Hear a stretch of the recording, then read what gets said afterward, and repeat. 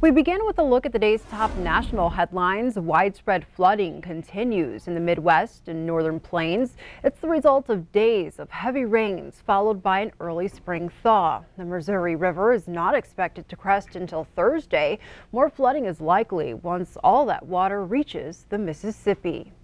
In New Zealand, the gunman accused of killing 50 worshippers at two mosques has dismissed his lawyer and plans to represent himself at his murder trial. The Prime Minister said she believes the suspect is simply seeking more notoriety. And a fire that began Sunday at a chemical plant near Houston is likely to keep burning for at least another day. It's already engulfed at least 8 of the facility's 80,000-gallon storage tanks. Firefighters have focused their efforts on keeping the flames from spreading. Authorities monitoring air quality around the plant say there's no danger to the public at this point. Closer to home, bond for the man accused of fatally shooting one person and wounding 3 others, including a Montana Highway Patrol trooper, is set at $2 million. Jonathan Birch made his first court appearance Monday afternoon. He faces 1 count of murder for the death of Shelly Hayes and 3 counts of attempted murder in the shootings of Trooper Wade Palmer, Casey Blanchard, and his mother Julie Blanchard. Law enforcement jammed the Missoula County Courthouse to show their support for their injured colleague. The 28-year-old suspect from Arlee was arrested without incident following last week's shooting spree. Following a shots fired call this past Thursday, law enforcement arrived on scene to find Julie and Casey Blanchard shot but conscious. Another victim, Shelly Hayes, had also been shot and was already dead. Birch fled the scene and eventually made his way outside of the Evro bar, where court documents say he shot Trooper Palmer. A popular Billings radio host is out of jail today after making his first court appearance following his arrest over the weekend. Jason Harris, also known as Big J on Hot 101.9's morning show, pleaded not guilty to a first offense of misdemeanor assault of a partner Monday morning. Harris was arrested after police got a call about 2 people fighting in a car downtown. Court documents state they started arguing at dinner and later both began hitting and punching each other in the car. The woman told officers that she was fearful for her life, and based on her demeanor, officers determined Harris was the primary aggressor. Harris was released from jail on a $500 bond. The Montana Department of Corrections is asking the public to be on the lookout for an inmate who walked away from the men's pre-release center in downtown Billings. 49-year-old Adam Elkboy reportedly walked away from the Alpha House at 6:26 p.m. Monday. Elkboy has been placed on escape status and a warrant has been issued for his arrest. He's described as 5 feet 11 inches tall, weighs 200 pounds, and has brown hair and brown eyes. He was last seen wearing a black baseball cap with the name Elkboy printed on it, a gray sweatshirt, tan jeans, and brown and white tennis shoes. If you see Elkboy, do not approach him, but contact law enforcement immediately. He was serving a sentence for criminal endangerment out of Cascade County.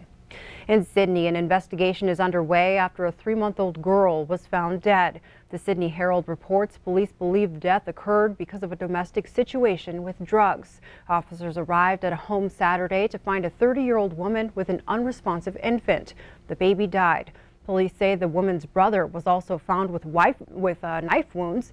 Police believe he was in the same room where the infant was found. The woman was flown to Billings and is in intensive care. More information has surfaced surrounding a white supremacist group and its ties to a former Montana State Army trainee. Earlier this month, the U.S. Army began investigating the conduct of Jay Harrison, a former MSU cadet. We're learning Harrison put up posters on campus in November linked to a white supremacist group called Identity Europa. Harrison is accused of making racist posts on social media, including anti-Semitic comments. It is concerning. It's concerning primarily because there appear to be Nazis in Bozeman, and generally if there's one Nazi someplace, there's probably going to be others. Leaders at Montana State University are responding, saying they reject hateful statements from supremacist groups. When MTN asked Harrison for comment, he declined. An update now on the water situation in Crow Agency. Crews have located and assessed the water line damage that has forced the community into a boil order. The water has been restored, but a boil order is still in place for anyone who plans on drinking the water. The EPA and Crow Water Resource Office are working to flush and decontaminate the water distribution tank. Once tests prove the water is safe for drinking, the boil notice, which has been in place since Friday, will be lifted. Officials say it can take as long as a week before the system is cleared for consumption. Bottled water is still available to the community at the Crow Agency Fire Hall. Back here in Billings, a group made up of several local organizations are coming together to tackle the issue of homelessness in Billings. The group made a pitch to the Billings City Council Monday night for a request of a recurring $90,000 to establish a continuum of care coordinator and crisis diversion fund.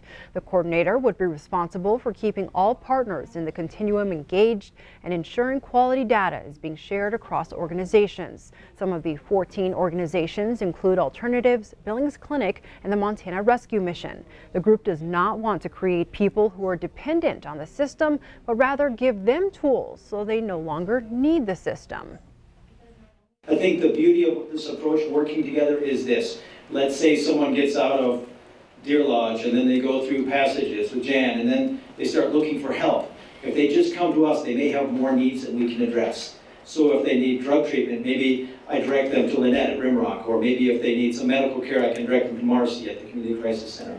Or, you know, if they have a teenage daughter, maybe I can direct them to Erica. It's by us all sitting down each month and intentionally talking about how we can work together that we can find solutions, not just enabling people or simply neglecting people and allowing them to continue in destructive lifestyles.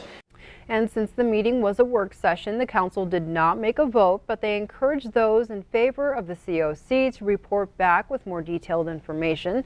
The City Council also got an update on Senate Bill 340, which was introduced Monday by Roger Webb of Billings.